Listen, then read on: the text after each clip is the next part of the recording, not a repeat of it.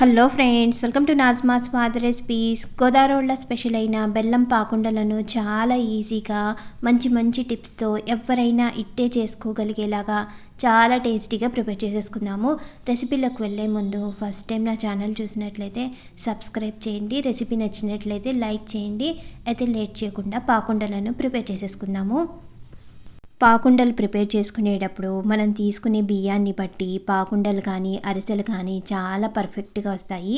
మనం రెగ్యులర్గా వాడే రైస్ కాకుండా రేషన్ బియ్యం వాడితే చాలా మంచిది.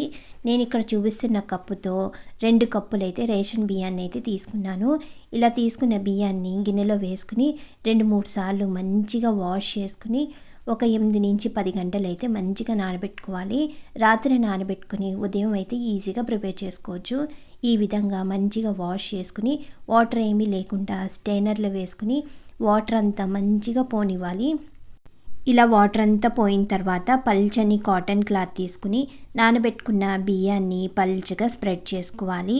ఇలా బియ్యం ఆరబెట్టుకునేటప్పుడు ఫ్యాన్ గాలిలో కానీ లైట్గా ఎండ తగిలేలాగా ఆరబెట్టుకుంటే చాలు. మనం బియ్యం ఇక్కడ పట్టుకొని చూస్తే లైట్గా తడి తగిలేలాగా ఆరితే చాలు. ఈ విధంగా ఆరబెట్టుకున్న బియ్యాన్ని మిక్సీ జార్లో వేసుకొని మెత్తటి పిండిలాగా గ్రైండ్ చేసుకోవాలి.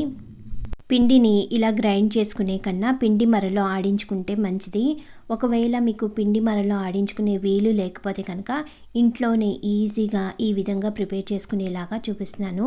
ఇలా మెత్తగా గ్రైండ్ చేసుకున్న పిండిని మెత్తగా దిగే జల్లెల్లో వేసుకుని మంచిగా జల్లించుకుని ఈ విధంగా పిండిని ప్రిపేర్ చేసుకోవాలి. ఒక కడాయిలో మనం తీసుకునే బియ్యాన్ని బట్టి మనం 2 కప్పులైతే బియ్యం తీసుకున్నాం కాబట్టి 1 కప్పు బెల్లం వేసుకుని కొద్దిగా వాటర్ వేసుకుని బెల్లం పాకాన్ని అయితే ప్రిపేర్ చేసుకోవాలి. స్టవ్ లో ఫ్లేమ్లో పెట్టుకుని బెల్లం అంతా మంచిగా కరగనివ్వాలి.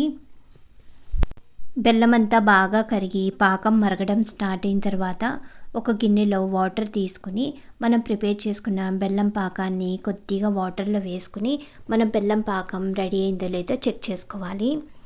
ఇలా వాటర్లో వేసుకున్న బెల్లం పాకాన్ని చేతిలో తీసుకుని చూస్తే ఈ విధంగా జెల్లీ లాగా ఉండేలాగా ప్రిపేర్ చేసుకోవాలి. ఇలా ప్రిపేర్ చేసుకున్న తర్వాత స్టవ్ ఆఫ్ చేసేసుకుని కొద్దిగా యాలక్కాయల పౌడరు, 2 నుంచి 3 టేబుల్ స్పూన్ గసగసాలు, 3 టేబుల్ స్పూన్ నువ్వులు, సన్నగా తురుముకున్న ఎండు కొబ్బరి తురుము వేసుకుని ఇవన్నీ బాగా కలిసేలాగా పాకంలో మంచిగా కలుపుకోవాలి. ఇలా అంతా బాగా కలిసిన తర్వాత మనం ముందుగా గ్రైండ్ చేసుకున్న పిండిని కొద్దిగా వేసుకుంటూ కలుపుకోవాలి.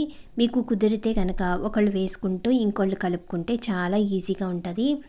అలా కుదరకపోతే కనుక ఇక్కడ నేను చూపించిన విధంగా ముందు 1 కప్పు పిండి వేసుకుని అది బాగా కలిసిన తర్వాత ఇంకో కప్పు పిండి వేసుకుని కలుపుకోవాలి. ఇలా మనం తీసుకునే పాకం బట్టి మనకి పిండి ఎక్కువ తక్కువ పట్టే ఛాన్స్ ఉంటుంది. మన పాకానికి ఎంత పిండి పడుతుందో అంతే వేసుకుని పిండిని అయితే మంచిగా కలుపుకోవాలి. మరి పిండి గట్టిగా వచ్చేలా కాకుండా మనకి పొడి పిండి ఎంత పడుతుందో దాన్ని బట్టి వేసుకుంటూ కలుపుకోవాలి. నేను తీసుకున్న పాకానికి 1 కప్పు పొడి పిండి అయితే మిగిలింది. ఈ విధంగా పాకుండల పిండి ప్రిపేర్ చేసుకున్న తర్వాత ఇదే పిండితో మనం అరిసెలు ప్రిపేర్ చేసుకోవాలనుకుంటే పిండి కలుపుకున్న తర్వాత పైనుంచి నెయ్యి వేసుకుని కలుపుకోవాలి. మనం పాకుండలు ప్రిపేర్ చేసుకుంటున్నాం కాబట్టి ఎలాంటి నెయ్యి వేయాల్సిన అవసరం లేదు.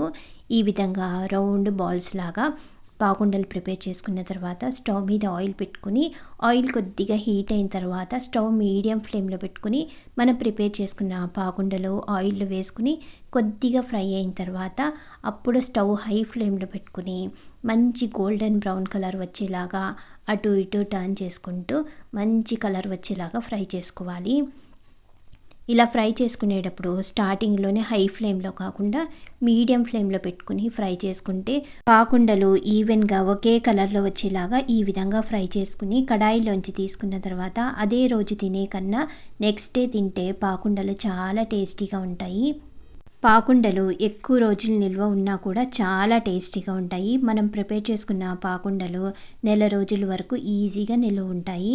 గోదావరిలో స్పెషల్ అయిన బెల్లం పాకుండలని మీరు ఇంట్లో ఒకసారి కంపల్సరీగా ట్రై చేసి ఎలా వచ్చినాయో కూడా కమెంట్ చేయండి, లైక్ చేయండి. Thank you for watching.